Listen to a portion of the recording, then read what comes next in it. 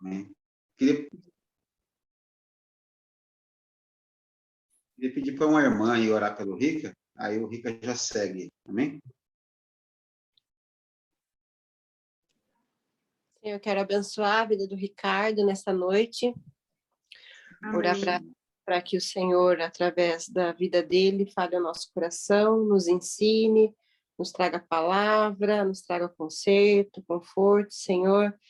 Que o Senhor encha ele com teu Espírito Santo, trazendo as palavras do Senhor na boca dele, Senhor, para que ele possa transmitir isso a nós, Senhor. E que as palavras nas nossas vidas possam se tornar vida, e não só palavras, Deus. No nome de Jesus. Quero abençoar o Ricardo esta noite com a unção do Senhor. Amém. Obrigado. Em nome de Jesus. Amém. Muito bem. É muito bom estar com vocês aqui, né? Essa é uma forma diferente da gente fazer esse tipo de apoio que normalmente a gente faz com os líderes, né? Há um tempo atrás a gente fazia isso pessoalmente, né? A gente que tem discípulos que tem grupos, a gente costumava visitar os grupos de tempo em tempo para estar um pouco mais com os discípulos que não estão diretamente ligados conosco, né? Mas no cenário que a gente está vivendo agora, tudo mudou e esperamos que em breve, né, e tudo indica que sim, a gente possa voltar aí a uma normalidade, com as reuniões já presenciais e a gente podendo ter essa dinâmica de estar mais perto de vocês também, né? Mas enquanto isso não acontece, a gente quebra o galho aqui, online, né, com o nosso querido Zoom aqui, que ajudou bastante nesse momento, embora a gente prefira realmente estar junto aí no calor com os irmãos, né? Cleiton, só para me organizar aqui a respeito de como conduzir a palavra, eu normalmente eu tenho procurado aqui no grupo, aqui em casa, não trazer palavras longas, a gente tem mais ou menos uma meia hora aí de compartilhar e a gente acaba terminando a reunião às 9h30. Como é que vocês estão fazendo aqui, Cleiton? Como nós oramos aqui em casa, eu estava conversando com a Kátia, a gente preferiu trazer a palavra antes, então é de 20 a 30 minutos que você tem aí, e depois a gente vai orar junto, né? Depois da palavra, mas é para fechar nas 9h30 também, isso mesmo. Tá, mas assim, eu termino e depois tem ainda um outro tempo, certo? Para eu me orientar. Isso, correto. Tá, beleza, muito bem. Bom, amados, então, esse tema que a gente vai falar hoje sobre a injustiça é muito interessante. Por quê? Porque não dá para a gente falar de injustiça sem falar da justiça. E quando a gente fala de justiça, a gente tem que falar primeiramente da justiça de Deus, que é a que interessa para nós. E não tem outra forma da gente abordar esse tema, a não ser indo para a palavra.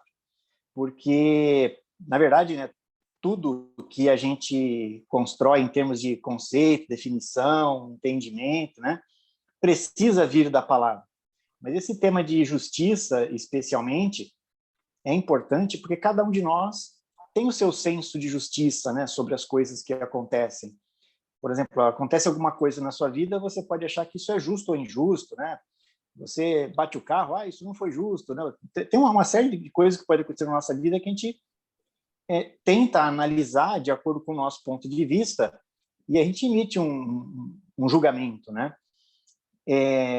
Então, esse senso que todos nós temos de julgar, que a gente chama de senso de justiça ou justiça própria, atrapalha um pouco a gente entender o que é a justiça de Deus e, como consequência, o que é a injustiça, né? Então, para deixar isso num contexto legal e a gente não ficar assim, só trazendo pontos da apostila, né? Eu achei por bem contextualizar um pouco para vocês o que é a injustiça, né? Para que depois a gente veja o fruto da injustiça na vida das pessoas e o que é isso, né? Então, para a gente começar a falar disso daí, vamos abrir um texto muito claro, né? Na verdade, assim, ele é um texto que fala da injustiça, define para nós assim algumas coisas, mas para compreender um pouco mais, a gente precisa abrir a caixinha e ver o que tem dentro, né? Como sempre na palavra, né? Se você bate o olho só, você vai ficar com uma impressão superficial, mas quando você abre a caixinha e vê o que tem dentro, aí você começa a ter um entendimento melhor, né? Vamos lá, então, a Romanos capítulo 1, verso 18.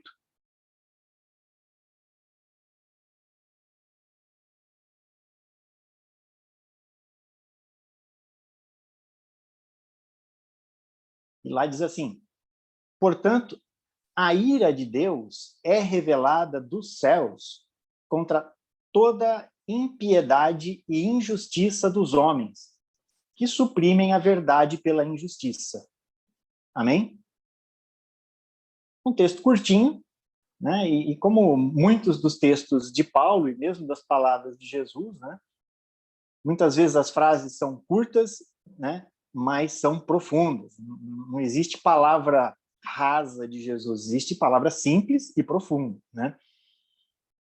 Então aqui fala que a ira de Deus vem dos céus contra toda a impiedade e injustiça dos homens. A palavra injustiça aqui aparece 2 vezes, né?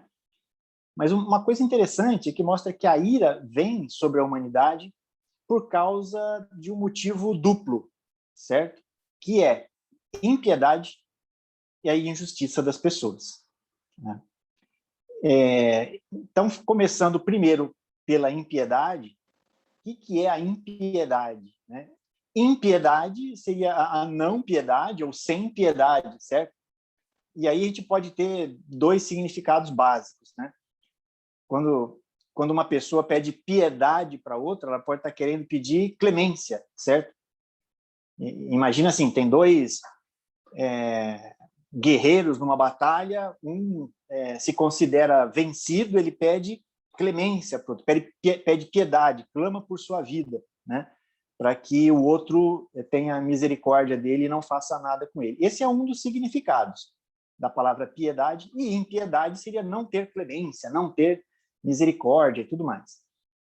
Mas a palavra que aparece aqui, o significado de impiedade, que segundo o texto original, é azebeia, no texto grego, né? Que não está relacionado à clemência, está relacionado à devoção, respeito, reverência. Zebeia seria devoção, respeito, reverência a Deus. Azebeia, o que significaria? Não devoção, ou sem devoção, sem respeito, sem reverência a Deus. Então, quando está falando de impiedade, aqui não está falando de sem clemência, está falando de não respeitar, de não honrar, não venerar a Deus, né? Ou seja, a impiedade é não prestar a devida reverência, glória e adoração a Deus. É como se você considerar que Deus não é Deus. Como se você disser que ele não é o Senhor e você não vai se sujeitar a ele, né? Isso que é a impiedade dos homens, né? E por trás disso está aquele sentimento lá do Éden do homem se fazer Deus e tirar Deus do trono, da independência, de falar, não, eu vivo sem Deus, eu não quero Deus, eu rejeito Deus, né? Então, por trás desse significado, né, está o pecado original que está no coração de todo ser humano, né?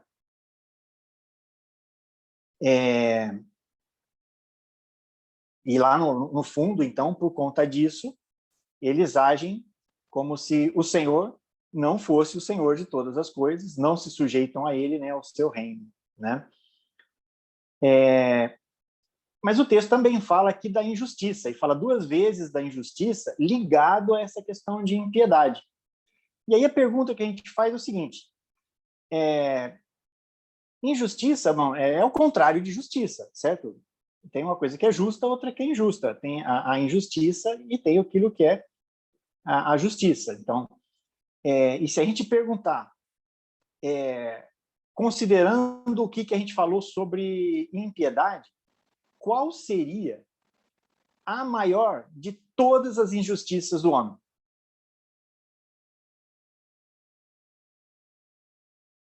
Se você quiser abrir seu microfone e falar o que você pensa, não tem perigo se errar ou se acertar, não é isso que a gente está julgando, né?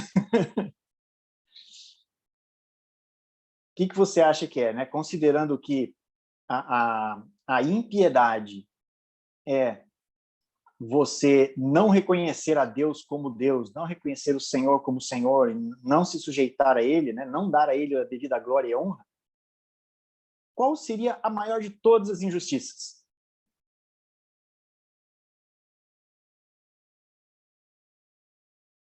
A própria impiedade, certo? Você não reconhecer Deus como Deus não é justo. Você não reconhecer Deus como o Senhor de todas as coisas é injusto. Você olhar para tudo que Ele fez, para tudo que Ele criou, para a natureza que revela a glória de Deus, e você não glorificar a Deus, né? É uma extrema injustiça, né? Então, para a gente entender o que é injustiça, a gente precisa entender essa palavrinha aí, que é impiedade, né? E juntar essas duas coisas, e daí a gente vai perceber que todos os pecados que existem que são feitos pela humanidade, estão relacionados com essa questão do homem rejeitar a Deus como Deus, dele não prestar a devida honra, a devida adoração que Deus merece por ser o Criador e o soberano de todo o universo, né? E isso que nós estamos falando está no coração de todas as pessoas, né? O texto de Romanos 3, 10 a 11, ele fala assim, como está escrito, não há nenhum justo, nenhum sequer. Não há ninguém que entenda, ninguém que busque a Deus. Então, essa questão do homem rejeitar a Deus como Deus é generalizada em toda a humanidade. E mesmo aqueles que dizem que Deus existe, muitas vezes não se sujeitam a esse Deus que eles dizem que existe e não obedecem Ele como o Senhor que Ele é. E isso continua sendo um ato de injustiça. Amém? E a palavra também fala, lá em Romanos 14, 12, que cada um de nós prestará conta de si mesmo. Ou seja, aquilo que cada um de nós faz e na relação nossa com Deus e na relação nossa com as pessoas, vai ser cobrado de nós mesmos, não segundo a nossa própria justiça, nem segundo a justiça de outros, mas segundo a justiça de Deus, né? Colossenses 3:25, né, também fala assim, quem cometer injustiça receberá de volta a injustiça, e não haverá exceção para ninguém. Então, aqui a gente começa a perceber o seguinte, aqui ele fala de cometer injustiça, certo?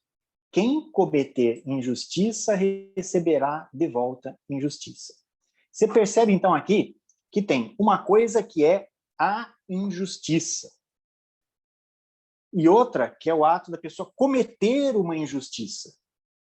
Todas as injustiças que as pessoas cometem, todos os atos injustos, que depois nós vamos ver que são atos pecaminosos, né? Todos eles derivam de um coração injusto que rejeita a Deus como Deus e que rejeita Ele como o Senhor de todas as coisas, né?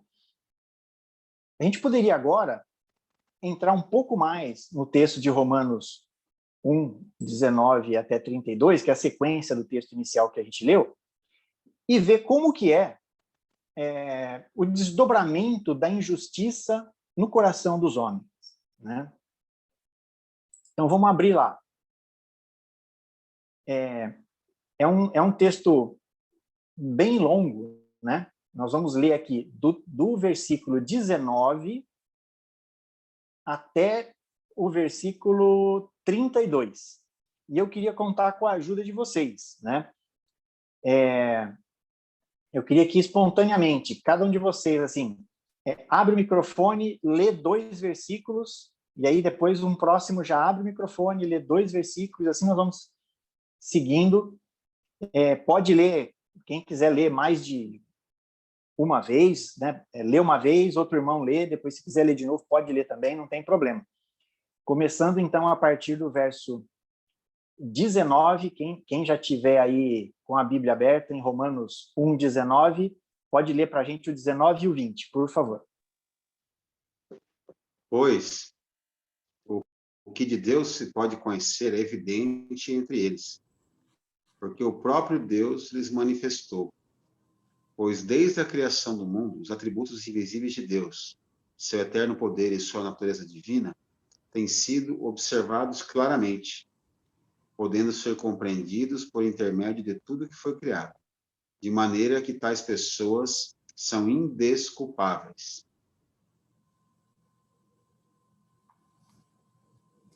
Porque, tendo conhecido a Deus, não o glorificaram como Deus, nem lhe renderam graças, mas os seus pensamentos tornaram-se fúteis, e o coração insensato deles obscureceu-se. Dizendo-se sábios, tornaram-se loucos. Isso, só um comentário aqui antes da próxima pessoa ler. Percebe que aqui é o que a gente está falando sobre impiedade. Ó. Tendo conhecido a Deus, não o glorificaram como Deus, nem lhe renderam graças. Percebe qual que é a questão? É você não dar a Deus o devido adoração que ele merece, o devido louvor que ele merece, devido reconhecimento de Deus como Deus, né? Isso é aquela questão da impiedade, que daí deriva a questão de injustiça também. Pode seguir, por favor, próximo irmão. E mudaram a glória de Deus incorruptível em semelhança da imagem de homem corruptível, e de aves, e de quadrúpedes, e de répteis. Por isso também Deus os entregou às concupiscências de seus corações, à imundícia, para desonrarem seus corpos entre si. Pois estes mudaram a verdade de Deus em mentira, e honraram e serviram mais a criatura do que o Criador, que é bendito eternamente. Amém. Por isso, Deus os abandonou às paixões infames, porque até as suas mulheres mudaram o uso natural, no contrário à natureza. Da mesma forma, os homens também abandonaram as relações naturais com as mulheres e se inflamaram em paixões uns pelos outros. Começaram a cometer atos indecentes, homens com homens, e receberam em si mesmo o castigo merecido pela sua perversão.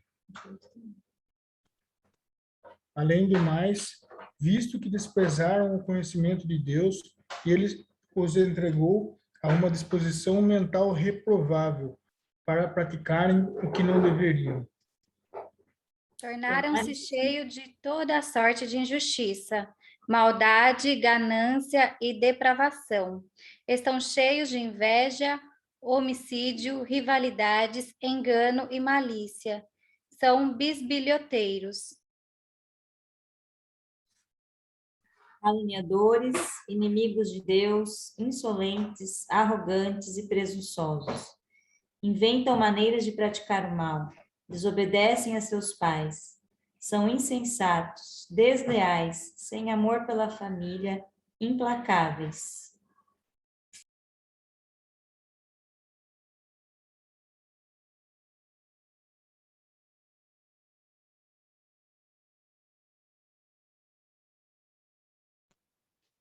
E apesar de conhecerem a justa lei de Deus, que declara dignos de morte todas as pessoas que praticam tais atos, não somente os continuam fazendo, mas ainda aprovam e defendem aqueles que também assim procedem.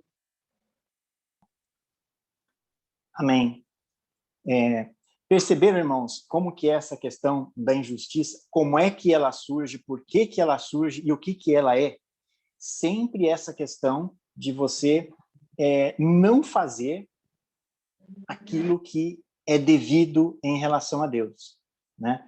Pode ser a questão de você não reconhecê-lo como Deus, não reconhecê-lo como Senhor, e no final aqui ainda fala que você conhecer o justo decreto de Deus e não praticar. Então, você percebe, então, que essa questão da injustiça não é uma coisa que ela está